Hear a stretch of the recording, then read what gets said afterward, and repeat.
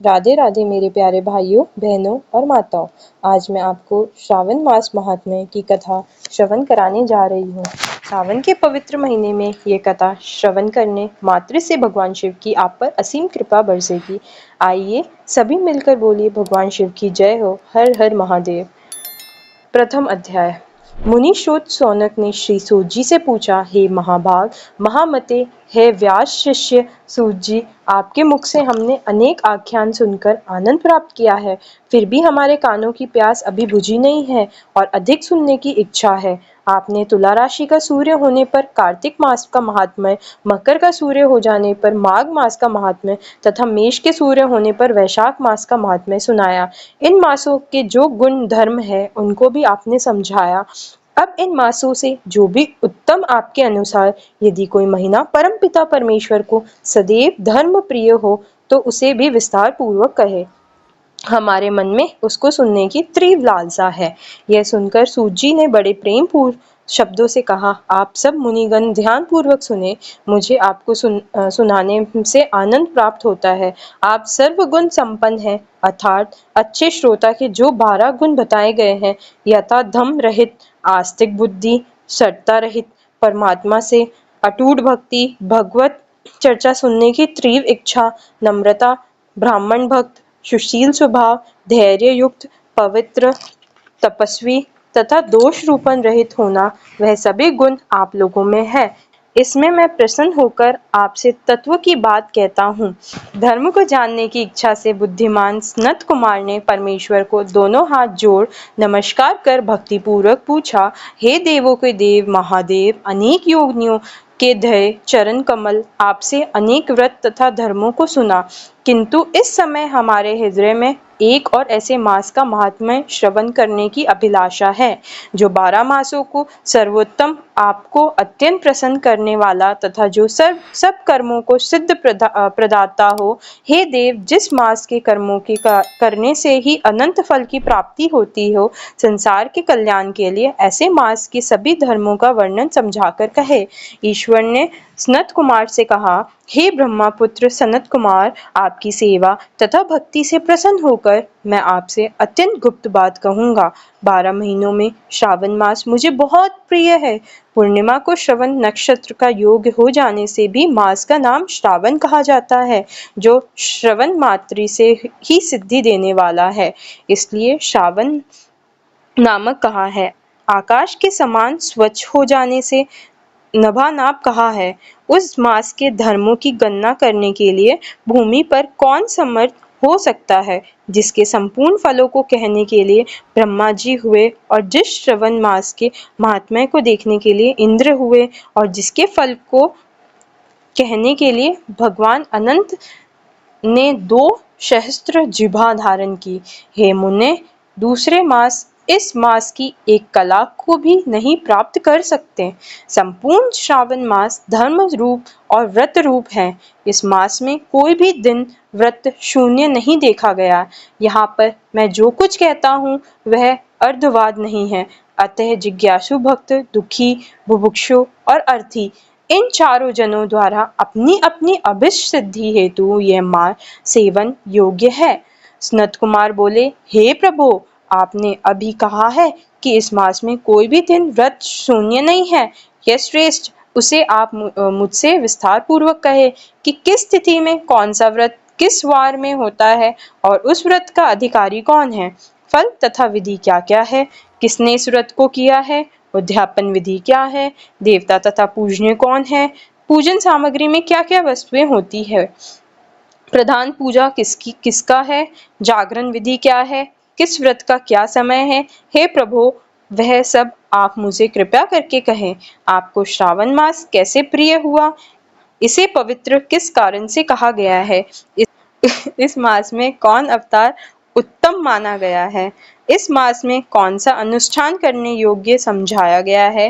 हे प्रभु, हे दयालु, आप यह सब प्राणियों के उद्धार के लिए मुझसे कहे। रविवार, सोमवार, मंगलवार, बुधवार, बृहस्पतिवार, शुक्रवार तथा शनिवार को जो व्रत आदि किए जाते हैं वह कृपा कर मुझसे कहें। आप सबके आदि कारण हैं, अतः आदिदेव भी कहे जाते हैं। अन्य देवता आपसे छोटे होने के कारण आप महादेव कहे जाते हैं। पीपल के वृक्ष में ब्रह्मा, विष्णु तथा शिव तीनों देवों का निवास है। उसमें भी आपका निवास सबसे ऊपर वह ऊंचा कहा गया है। आप कल्याण रूप से में शिव माने जाते हैं। पापनाशक होने से आप हर माने गए हैं। आदिदेव होने से आप श्वेत वर्ण हैं। शुक्ल वर्ण में विकार होने से अन्य वर्ण होते हैं। उनमें कपूर वर्ण के समान गौर वर्ण होने से आप आदिदेव हैं। पहले गणेश जी का अभिष्ठान रूप 4 दल का मूलाधार नाम का चक्र है। उसके ऊपर 6 दल का ब्रह्मा जी का अभिष्ठान नामक का दूसरा चक्र है और उसके ऊपर 10 दल वाला भगवान विष्णु का मणिपुर नामक तीसरा चक्र है। फिर हृदय में अभिष्ठान रूप 12 दल का अनाहत नाम का चौथा चक्र है। सबके हृदय में होने वाले उस चक्र में आपकी स्थिति कही जाती है। ब्रह्मा जी तथा भगवान विष्णु के ऊपर आपका निवास होने से आपका मुख्यत कहा गया है। केवल आपके पूजन मात्र से पंचायतन का अर्चन हो जाता है। यह सब अन्य देवताओं में नहीं है। स्वयं आप शिव हैं। आपके वाम भाग में पार्वती का निवास है, गणपति का दक्षिण भाग में, सूर्य का नेत्र में और भगवान हरि का हृदय में निवास है। अन्न को ब्रह्मामय कहा गया है। भगवान हरि जल रूप कहे जाते हैं और ईशान जब आप उस अन्न और जल का भोग करने वाले हैं तो आपकी प्रवीणता में किसी को भी संदेह नहीं हो सकता। आपका शमशान और पर्वत में निवास सब प्राणियों को विरक्त की शिक्षा प्रदान कर रहा है। संसार का विनाश करने वाला हलाहल विष अपने कंठ में आपने ही ग्रहण किया था। महाप्रलय के लिए कलाग्नि को आपने मस्तक में धारण करने से आप ही समर्थ हैं। विश्व स्वरूप कामंद कुएं में गिरने के कारण कामदेव का वध आपने ही किया था। आप ऐसे महान महत्वशाली हैं कि आपके यश का वर्णन करना आसान बात नहीं है, बल्कि मैं आपकी स्तुति के लिए यदि करोड़ों बार जन्म लेकर भी आपकी स्तुति का वर्णन करना चाहूं तो भी मैं समर्थ नहीं हो सकता। अतः हे दयामय, मैं मेरे प्रश्नों के उत्तर देने की कृपा करे। इस प्रकार पहला अध्याय समाप्त हुआ। अब मैं आपको दूसरा अध्याय श्रवण करवाने जा रही हूँ। भगवान शिव सनत कुमार जी से बोले, हे महाभाग ब्रह्मापुत्र, आप नम्र हैं। यही कारण है कि आप बड़े श्रद्धालु हैं, समस्त सद्गुणों से युक्त श्रोता है। हे अंध, आपने जो श्रवण मास के बारे में पूछा है तथा जो कुछ आपने पूछा भी नहीं है, मैं सहर्ष आपसे कहता हूँ। शत्रुता रहित प्राणी को तो प्रिय होता ही है और आप वैसे ही नम्र हैं। आपके पिता ब्रह्मा बहुत उदंड थे, अतः उनका 5वां सिर कट गया। उस मत्सरता को छोड़ मेरी शरण में आए। हे तात, मैं आपसे कहूँगा, आप एकाग्रचित होकर सुने। हे योगी श्रेष्ठ, श्रावण मास में नियम में रहकर मनुष्य सायकाल 4 बजे भोजन करे, 1 मास तक रुद्राभिषेक करे, अपनी प्रिय किसी एक वस्तु को छोड़ देवे, पुष्प फल धान्य तुलसी की मंजरी युक्त दल बेल पत्रों से भगवान शिव की लक्ष्य पूजा करे, कोटिलिंग अर्चना करे, ब्राह्मणों को प्रेम पूर्वक भोजन करावे, नियम का पालन करे, उपवास करे, पंचामृत से अभिषेक जो मुझे अति प्रिय है उसे भी अवश्य करे। इस श्रावण मास में जो जो क्रियाएं की जाती है वह सभी अनंत फलदायक होती है। हे मुनियों, मैं श्रेष्ठ इस मास में भूमि पर शयन करे, ब्रह्मचर्य का पालन करे, सच बोले, कभी भी व्रत रहित ना रहे, पत्तल में भोजन करे तथा व्रती साग मात्र का त्याग करे। हे मुनियों, मैं उत्तम भक्ति युक्त हो व्रत का पालन करे, प्रातःकाल स्नान ध्यान करे, अपनी इंद्रियों को वश में रखे, एकाग्र मन से प्रतिदिन मेरी पूजन करें। इस मास में मंत्रों का पुरुष चरण भी उत्तम सिद्धि प्रदान करने वाला होता है। 60 अक्षर शिव मंत्र और गायत्री मंत्र का जाप करना चाहिए। प्रदक्षिणा, नमस्कार तथा वेदों का पाठ करने से शीघ्र ही मनोवांछित फल की प्राप्ति होती है। पुरुष सूक्त जाप तो और भी अधिक फल प्रदायक होता है। ग्रह यज्ञ, कोटि होम, लक्ष्य होम तथा अयुक्त होम करने का सब फल और वांछित फल प्रदान करने वाला होता है। जो व्यक्ति इस मास में एक भी दिन व्रत से रहित व्यतीत करता है वह महाप्रलय तक घोर नरक में वास करता है। यह मास मुझे सर्वाधिक प्रिय है। यह मास फलदायक है तथा निष्काम भाव से किए गए कर्म के फल स्वरूप मोक्ष प्रदान करने वाला है।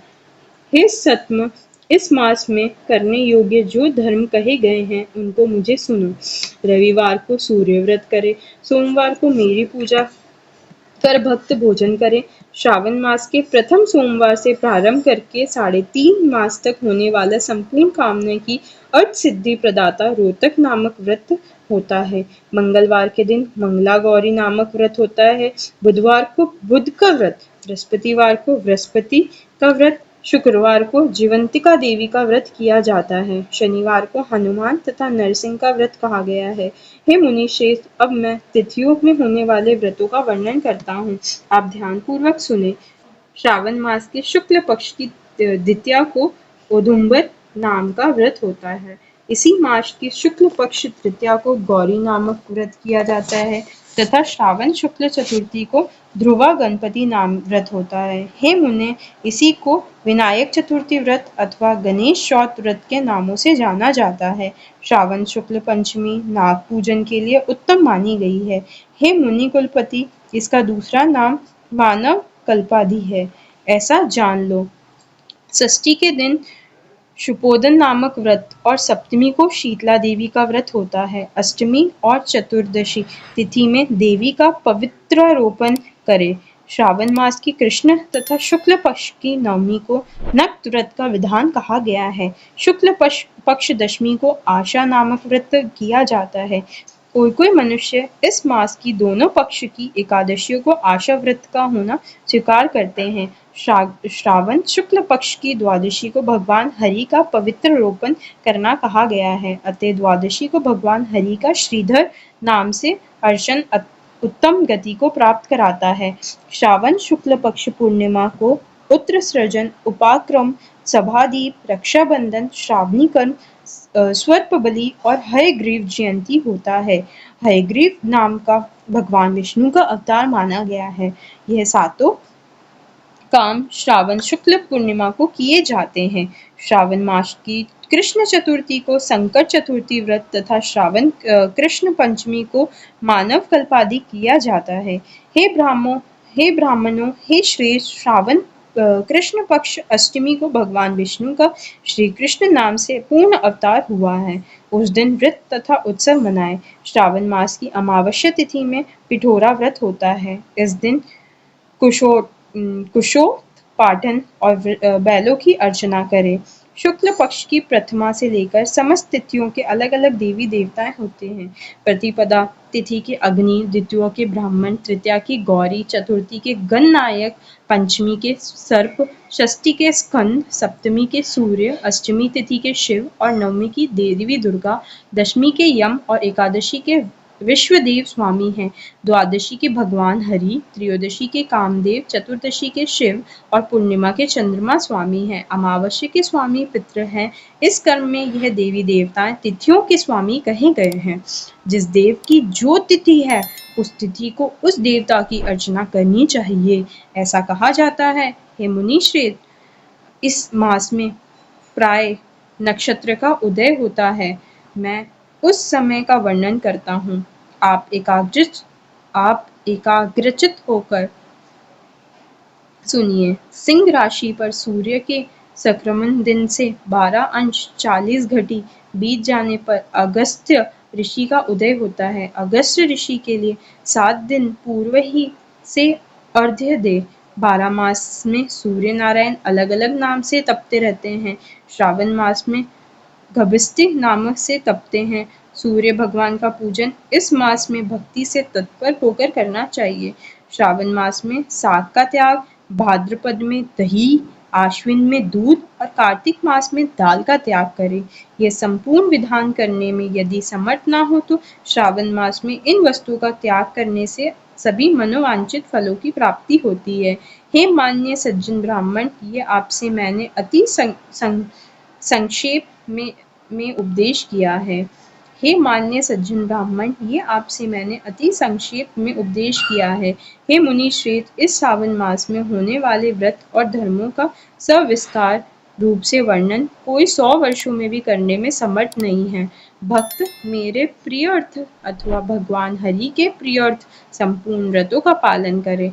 परमार्थ रूप से विचार करने पर आप मुझ में तथा हरि में कुछ भी भेद नहीं देख पाएंगे।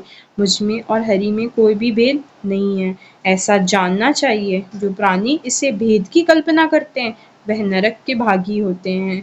हे सनत कुमार, इसलिए आप श्रावण मास में धर्म पालन करें। इस प्रकार दूसरा अध्याय यहीं समाप्त हुआ। हर हर महादेव।